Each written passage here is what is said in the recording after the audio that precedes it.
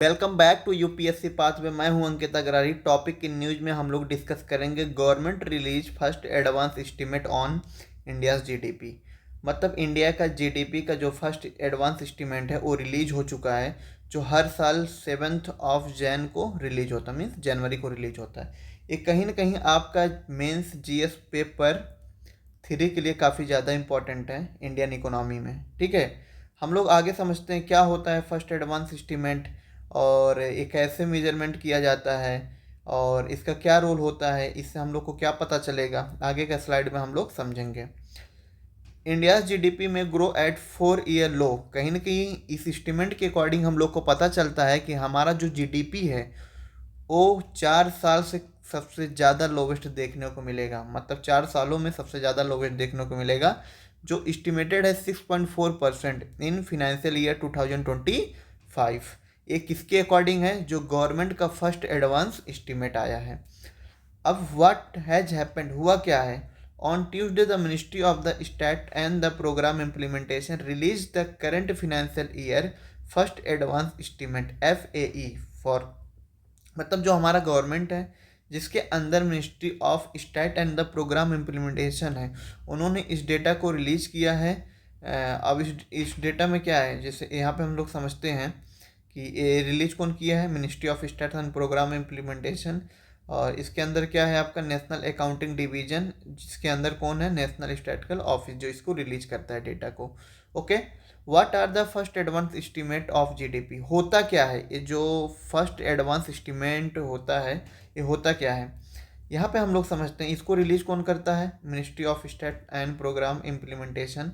ठीक है, और हर साल 7 जनवरी को रिलीज किया जाता है, जिसमें हम लोग को पता चलता है कि हमारा कंट्री का, मतलब अभी हम लोग कंट्री में क्या आने वाला है, 1 फरवरी को बजट रिलीज होगा पार्लियामेंट में। तो कहीं ना कहीं ये सब चीज़ें हमको पता चलेगा कि हम अपना कंट्री के अंदर में जो पॉलिसी होगा किस तरह का पॉलिसी लाएं, जो बजट एलोकेशन होगा उसको कैसे करें, ये सब चीज़ें हमको यहाँ से अच्छे से समझ में आएगा।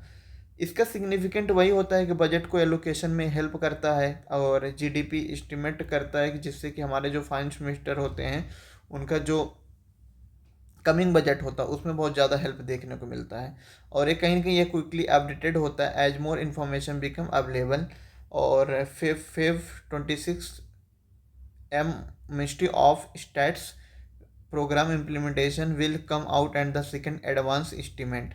फर्स्ट जो आता है 7 जनवरी को, और सेकेंड जो आएगा वो 26 फरवरी को, मतलब आफ्टर बजट। ठीक है, but how it is calculated, मतलब इसको कैलकुलेट कैसे किया जाता है? When the full year data is not available. हम लोग को ये पता है कि हम लोग का जो फिनेंशियल ईयर होता है वो 1 अप्रैल टू 31 मार्च को होता है। बट हम लोग कैसे इस्टीमेट कर लेते हैं बजट को? मतलब हम लोग कैसे इस्टीमेट करते हैं कि ये डेटा, मतलब कंप्लीट डेटा होता नहीं है, कंप्लीट डेटा ना होने की वजह से हम लोग कैसे इस्टीमेट करते हैं, क्या कैसे करना सही रहेगा? जैसे IIP index of industrial production for April to October का डेटा लेते हैं। Advance estimate of the crop production, country के अंदर में क्रॉप प्रोडक्शन का क्या कंडीशंस है। Account of the central and the state, मतलब सेंट्रल गवर्नमेंट और स्टेट गवर्नमेंट के अकाउंट को हम लोग देखते हैं। Financial performance of the listed form for the first and the second quarter, हम लोग के अंदर कंट्री के अंदर जितने भी लिस्टेड फर्म्स हैं उनका हम लोग फर्स्ट एंड सेकेंड क्वार्टर के अकॉर्डिंग जज करते हैं और उसके अकॉर्डिंग हम लोग इस्टीमेटेड करते हैं। ओके, जिसके अंदर और सारे इंडिकेटर्स होते हैं, लाइक हमारे कंट्री के अंदर में रेलवे का क्या कंडीशन है, अर्निंग क्या है, फ्लाइट का क्या कंडीशन है, कितने लोग, मत कार का क्या सेलिंग है, मतलब और डिफरेंट डिफरेंट जो एक्टिविटीज़ होते हैं कंट्री के अंदर में, हम वो सब चीज़ को इंडिकेट करते हैं, उसी के अकॉर्डिंग हम लोग इस्टीमेटेड बनाते हैं। So what first advance estimate से ऑन इंडिया जीडीपी, अगर हम लोग बात करते हैं जो रिलीज हुआ है 7 जनवरी को, वो क्या बोलता है हमारे कंट्री के जीडीपी के बारे में? जीडीपी पहले बात होता क्या है, एक चीज़ बता देते हैं फिर से। जीडीपी इक्वल टू होता C+I+G+X-M, मतलब total goods and service produced with in country during an accounting year, उसी को हम लोग बोलते हैं जीडीपी। अब ये सब हमारा कंजम्पशन बेस्ड होते हैं, मतलब यहाँ पे कंजम्पशन करोगे, इन्वेस्टमेंट करोगे, गवर्नमेंट एक्सपेंडिचर होता है, इसी सब को हम लोग क्या बोलते हैं? जीडीपी बोलते हैं। इसी के वजह से कहीं ना कहीं हमारे साइज का पता चलता है, साइज ऑफ इंडियन इकोनॉमी का। According to ministry of stats and programme implementation, India's nominal GDP is expected to be 324 lakh crore by March end. मतलब ये जब फिनेंशियल ईयर ख़त्म होगा तो हमारा जो जीडीपी का इस्टीमेट है वो अप्रॉक्स कितने रहने वाला है, 324 लाख करोड़ के आसपास रहने वाला है। This is growth of 9.7%। मतलब आप लोग बोलिएगा सर ये तो काफ़ी हाई है, 9.7% ओवर, बट अभी हम लोग जो बात कर रहे हैं किसका बात कर रहे हैं, नॉमिनल जीडीपी का। और एक चीज़ पहले समझ लो, नॉमिनल जीडीपी होता है एक क्या होता है नॉमिनल जीडीपी, दूसरा होता है रियल जीडीपी। नॉमिनल जीडीपी और रियल जीडीपी में डिफरेंट क्या होता है। अभी कितना है, 2025 चल रहा है, कोई भी प्रोडक्ट ए कैलकुलेट होता है बेस ईयर पे। बेस ईयर मान लेते हैं 2012 या 13 को ले लेते हैं, ठीक है, या 2011-12 को लेते हैं। और नॉमिनल जीडीपी जो कैलकुलेट होता है वो करंट ईयर प्राइस पे होता है। मान लो एक मार्कर का प्राइस 2025 में 20 रुपया था, क्या वही मार्कर का प्राइस 2012-13 में 20 रहा होगा? नो, उस टाइम कितना रहा होगा, 12 या 15 रुपया। तो कहीं ना कहीं अगर करंट ईयर का बात होगा तो अभी का प्राइस लेके हम लोग कैलकुलेट करेंगे तो नॉमिनल जीडीपी निकलेगा। जब हम लोग बेस ईयर प्राइस को लेके कैलकुलेट करेंगे और रियल जीडीपी निकलेगा। ओके, हमको लगता है यहाँ पे समझ में आया होगा नॉमिनल जीडीपी और रियल जीडीपी क्या होता है।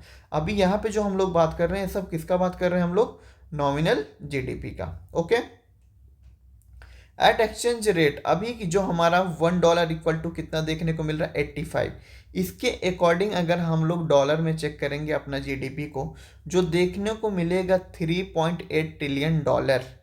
और कहीं ना कहीं अगर हमारा मान लो $1 इक्वल टू 85 से 61 था जो 2014 में था, अगर उसके अकॉर्डिंग अपना कंट्री को देखते तो हमारा कंट्री को कितना देखने को मिलता, 5.3 ट्रिलियन डॉलर। कहीं ना कहीं जो $1 इक्वल टू मतलब जो करेंसी है मेरा डेप्रिसिएट हो रहा, उसके वजह से हमारा जो टोटल जीडीपी का वैल्यू डॉलर में हो क्या हो रहा है, डिक्रीज हो रहा। अगर वही करेंसी अप्रिशिएट होता तो कहीं ना कहीं मेरा जो जीडीपी है, जीडीपी का वैल्यू क्या होता, इंक्रीज होता। ओके, हमको लगता है चीज़ समझ में ज़रूर आया होगा आप लोग को। आगे बात करता है कि this nominal GDP is lower than the budget estimate. मतलब हमारे इस बार इलेक्शन था 2024 में, तो पहले इंटरिम बजट आया था। इंटरिम बजट के अकॉर्डिंग गवर्नमेंट का जो जीडीपी था एस्टीमेट किया गया था 328 लाख करोड़, उससे भी नीचे देखा जा रहा है। फिर जब फुल यूनियन बजट आता है उस टाइम देखा जाता है 326 लाख करोड़, इसमें भी क्या होता है, कम देखने को मिलता है। ठीक है, but what about real GDP. Real GDP की अगर हम लोग बात करेंगे, ये इन एवरीडे यूज जो हम लोग नॉर्मल टाइम में यूज देखते हैं वो होता है आपका रियल जीडीपी। रियल जीडीपी में कहीं ना कहीं इन्फ्लेशन जो होता है वो एडजस्ट होता है, जैसे कि हम पीछे की स्लाइड में समझा चुके हैं। ठीक है, the nominal GDP of country can go up either because the country produce more goods and service or because the price of existing goods and service have gone up. मतलब नॉमिनल जीडीपी हाई इसलिए भी हो सकता है कहीं ना कहीं, या तो मोर गुड्स का प्रोडक्शन देखने को मिल सकता है, देखो या तो क्वांटिटी इंक्रीज हो सकता है या तो प्राइस इंक्रीज हो सकता है। प्राइस इंक्रीज होगा तो भी बढ़ेगा, अगर क्वांटिटी बढ़ेगा तो भी बढ़ेगा, इसलिए नॉमिनल जीडीपी हाई देखने को मिलता है। अगर आगे हम लोग बात करते हैं कि अगर इसके अकॉर्डिंग मतलब रियल जीडीपी के अकॉर्डिंग अगर अपना जीडीपी को कैलकुलेट करेंगे तो वो देखने को मिलता है 184.9 lakh crore in financial year 25, that just 57% of the nominal GDP. अगर टोटल वैल्यू का बात करेंगे तो कितना वैल्यू आता है, 57% of the nominal GDP. The remaining bit is the effect of the price going. मतलब जो बाकी 43% हम लोग को देखने को मिल रहा है, ये क्यों देखने को मिल रहा है, due to increase in price. Okay, हमको लगता है जी ज़्यादा समझ में आया, क्योंकि स्टार्टिंग में ही हम आप लोग को समझा दिए थे कि रियल जीडीपी में इन्फ्लेशन इंक्लूड होता है, सॉरी नॉमिनल में इन्फ्लेशन इंक्लूड होता है, रियल में इन्फ्लेशन एडजस्ट किया जाता है। इन्फ्लेशन अगर इंक्लूडेड होगा तो कहीं ना कहीं वैल्यू तो बढ़ेगा ही, इसलिए नॉमिनल का वैल्यू ज़्यादा आ रहा है और रियल का वैल्यू क्या हो रहा है, कम आ रहा है। ओके, अगर आगे हम लोग बात करते हैं nominal and real GDP data show that the rate of the growth of India's economy output is the decelerating. कहीं ना कहीं डेटा के अकॉर्डिंग हम लोग का जो कंट्री का ग्रोथ है वो एक बहुत बड़ा टेंशन हो सकता है, क्योंकि वो कहीं ना कहीं क्या देखने को मिल रहा है, down. This is not to say that the economic output is the falling, only that the rate at which is the growing from one year to another is getting lower. कहीं ना कहीं हमारे कंट्री के अंदर में total output ही down देखने को नहीं मिल रहा, साथ में जो रेट है, रेट भी हम लोग को क्या देखने को मिल रहा है, डाउन देखने को मिल रहा है। ओके, CAGR का एक रिपोर्ट होता है, मतलब ये रिपोर्ट क्या, कंपाउंड एनुअल ग्रोथ रेट को दिखाता है। वो कहीं ना कहीं अगर 2019 एंड 2020 से बात करेंगे, हमारा जो रियल जीडीपी है वो कितना एवरेज देखने को मिल रहा है, 4.8। ये बहुत बड़ा हेडेक है कंट्री के लिए, बहुत मतलब लेस देन 5%। अगर और हम लोग अगर नॉमिनल जीडीपी का बात करेंगे तो होता है 9.4, ठीक है। और हम लोग ये भी बोल सकते हैं कि कोविड के बाद हम लोग को काफ़ी अच्छा ग्रोथ देखने को मिला था, बट कोविड के बाद पहले हमारा कंट्री कहाँ निगेटिव में चला गया था कोविड के टाइम। तो जब कोई चीज़ नेगेटिव में होता है तो वो जब थोड़ा भी पॉजिटिव होता है तो उसका रेट क्या देखने को मिलता है, हाई ही देखने को मिलता है। तो उसी चीज़ को बैलेंस करने में हमको 2-3 साल लगा, जिसकी वजह से हमारा जो ग्रोथ था जीडीपी का वो काफ़ी बेटर देखने को मिला। ओके, इस चीज़ को ज़रूर याद रखना। CAGR का रिपोर्ट जो 2020 से कंटिन्यू कितना दिखाई दे रहा है हम लोग को, एवरेज 4.8%। ओके, अभी हम लोग कैसे अपने जीडीपी को अच्छा कर सकते हैं, किस डेटा के अकॉर्डिंग हम लोग को समझ में आ रहा है। जैसे प्राइवेट कंजम्पशन डिमांड और the private final consumption expenditure, कहीं ना कहीं कंट्री के अंदर में जो प्राइवेट कंजम्पशन है वो बहुत डाउन देखने को मिल रहा है, बहुत कम देखने को मिल रहा है। जैसे अगर इसका CAGR रिपोर्ट देखेंगे एवरेज, वो हम लोग को देखने को मिलता है 4.8% ओनली, और जो एक्सपेक्टेड होता है कितना परसेंट, 7.3%। अगर हम लोग एस्टिमेटेड से बात करेंगे तो काफ़ी ज़्यादा कम देखने को मिलता है। ओके, कहीं ना कहीं जब हमारे यहाँ प्राइवेट प्लेयर काम नहीं करते या प्राइवेट फाइनल कंजम्पशन नहीं होता है तो गवर्नमेंट स्पेंडिंग अपना बढ़ाता है। जो गवर्नमेंट का spending average current year and average 3.1% होना चाहिए सिंस स्टार्ट ऑफ द 2019, वो अभी जस्ट देखने को मिल रहा है 4.2%। और कोई भी कंट्री का, जैसे मैं बताया था ना, जीडीपी इक्वल टू क्या होता है, C+I+G+X-M। तो कंजम्पशन बेस्ड इकोनॉमी होना काफ़ी ज़्यादा अच्छा होता है, बट जो जीडीपी में कंट्रीब्यूशन कंजम्पशन का 50-60% होता है वो कहीं ना कहीं हमारे कंट्री के अंदर में कम देखने को मिल रहा है। Okay, spending to our productive capacity, हमारे कंट्री के अंदर में प्रोडक्टिव कैपेसिटी पे ज़्यादा ध्यान देना पड़ेगा, जिससे कि डिमांड कंट्री के अंदर में ज़्यादा बढ़े। और जब तक डिमांड नहीं बढ़ेगा तब तक कहीं ना कहीं प्रोडक्शन बढ़ता हुआ नहीं दिखाई देगा। In the current year this spending is expected to rise by 6.3%, but over slightly longer period it has gone off the 5.3%। हर जगह हम लोग को एस्टिमेटेड से क्या देखने को मिल रहा है, डाउन ही देखने को मिल रहा है।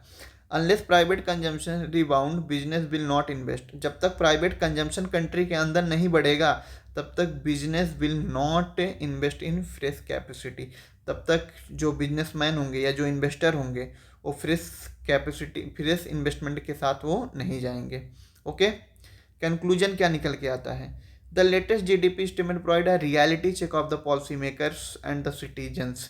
कहीं ना कहीं ये जो अभी लेटेस्ट डेटा हम लोग को देखने को मिल रहा है, ये कहीं ना कहीं अट्रैक्ट करेगा किसको, पॉलिसी मेकर्स को।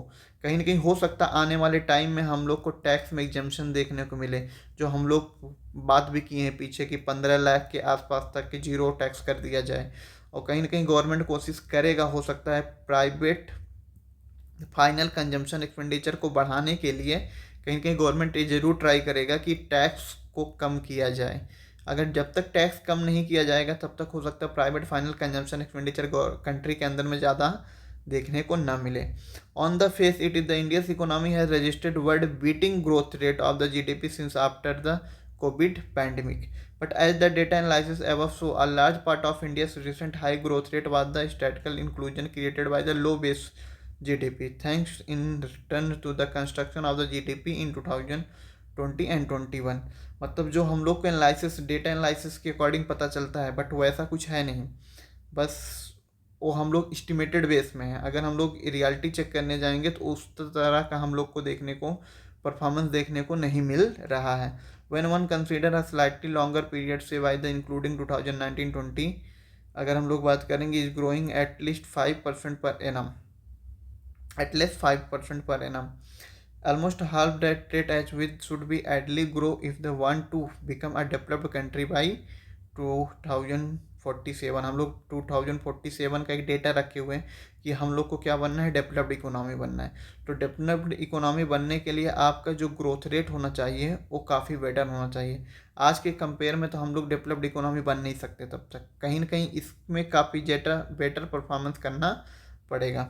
आप लोग के लिए क्वेश्चन है, ये क्वेश्चन को आप लोग जरूर सॉल्व कीजिए। Which among the following is a major qualitative control measure in India. आप लोग को पता होगा आरबीआई क्रेडिट कंट्रोल करता है, उसका दो इंस्ट्रूमेंट होता है, क्वालिटेटिव, दूसरा होता है क्वांटिटेटिव। तो आपको क्वालिटेटिव इसमें से ये बताना है कौन सा क्वालिटेटिव के अंदर आता है। Thank you so much.